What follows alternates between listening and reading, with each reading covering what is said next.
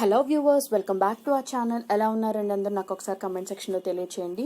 ఇవాళ నేను మీకు చాలా తక్కువ ఇంగ్రీడియంట్స్ అండ్ చాలా తక్కువ టైంతో ప్రిపేర్ చేసుకునే ఒక మంచి స్వీట్ రెసిపీ చూపించబోతున్నానండి.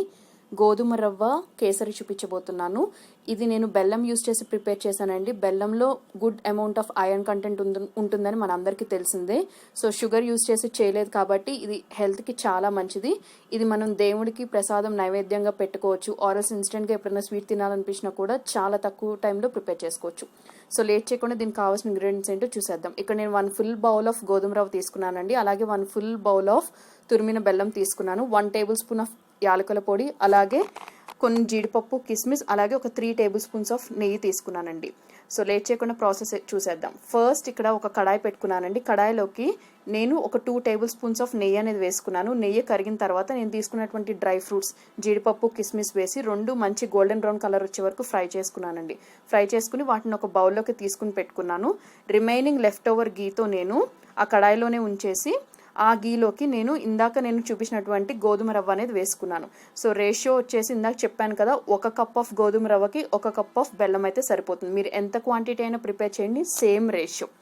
సో ఒకసారి గోధుమ రవ్వ వేసి బాగా మిక్స్ చేసుకోండి. ఆ నేతిలో కొంచెం మంచి క్రిస్పీగా మంచి అరోమా వచ్చేంత వరకు దీన్ని మీరు లైట్గా ఫ్రై చేసుకోండి. సిమ్లోనే పెట్టి ఫ్రై చేసుకోండి, హై ఆర్ మీడియం యూజ్ చేయొద్దు. సో మంచి గోల్డెన్ బ్రౌన్ కలర్ వచ్చి కొంచెం మంచి అరోమాకి వచ్చిన తర్వాత ఏ బౌల్తో అయితే మీరు గోధుమ రవ్వ తీసుకున్నారో అదే బౌల్తో 3 bowls ఆఫ్ వాటర్ అనేది తీసుకోండి. సో 3 bowls ఆఫ్ వాటర్ అనేది తీసుకుంటే మనకి ఈ కేసరి అనేది పర్ఫెక్ట్ కన్సిస్టెన్సీ వస్తుందండి. మీరు వాటర్ కన్సిస్టెన్సీ తక్కువ చేస్తే డ్రై అయిపోతుంది, ఎక్కువ చేస్తే బాగా జారుడుగా అయిపోయి తినడానికి పనికిరాదు. సో వాటర్ పోసేసిన తర్వాత ఒకసారి బాగా మిక్స్ చేసుకుని లిడ్ పెట్టుకుని కుక్ చేసుకోండి. దానివల్ల మనకి కుకింగ్ ప్రాసెస్ అనేది కొంచెం ఫాస్ట్గా కంప్లీట్ అవుతుంది. సో మధ్యలో ఒకసారి లిడ్ అనేది ఓపెన్ చేసి చూడండి. ఒక 5 minutes తర్వాత మీకు రవ్వ అనేది కుక్ అవ్వటం స్టార్ట్ అయ్యి మనకి బబుల్స్ లాగా అపియర్ అవుతూ ఉంటాయి పైన.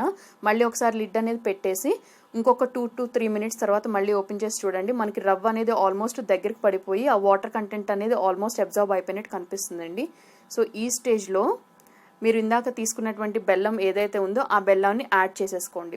ఇన్ కేస్ మీకు బెల్లంలో ఏమైనా ఇంప్యూరిటీస్, దుమ్ము, నలకలు లాంటివి ఉంటాయి అనిపిస్తే బెల్లంని కొంచెం సేపు వాటర్లో పెట్టి వాటర్ పోసి నానబెట్టుకుని ఫిల్టర్ చేసుకుని పోసుకోండి. లేదా వాటర్ని బెల్లంలో యాడ్ చేసి స్టవ్ మీద పెట్టి అది కొంచెం కరిగే వరకు ఉంచి టీ స్ట్రైనర్ హెల్ప్తో ఫిల్టర్ చేసుకుని అలా అయినా యాడ్ చేసుకోవచ్చు.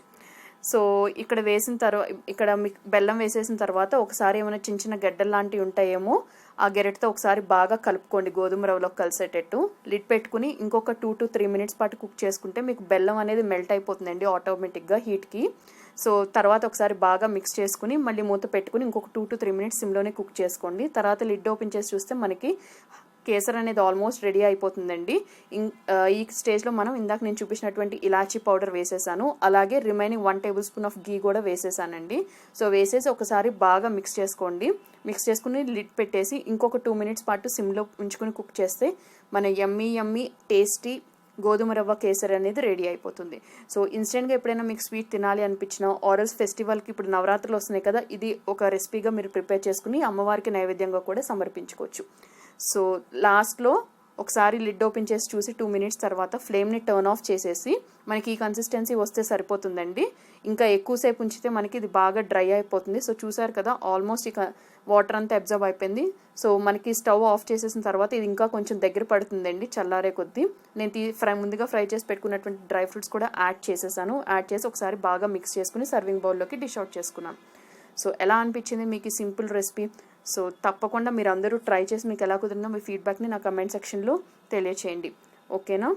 సో మరొక హెల్దీ అండ్ టేస్టీ రెసిపీతో మళ్ళీ మిమ్మల్ని అందరినీ కలుసుకుంటాను. మీకు కనుక నా రెసిపీ నచ్చినట్టయితే తప్పకుండా ఈ వీడియోకి ఒక లైక్ ఇచ్చి మీ ఫ్రెండ్స్ అండ్ రిలేటివ్స్తో తప్పకుండా షేర్ చేయండి. అలాగే నా ఛానల్ని మీరు కనుక ఫస్ట్ టైం విజిట్ చేసినట్టయితే do like it, subscribe it and share the recipe. So don't forget to ring the bell icon. Thank you all very much for watching my video. Have a great day.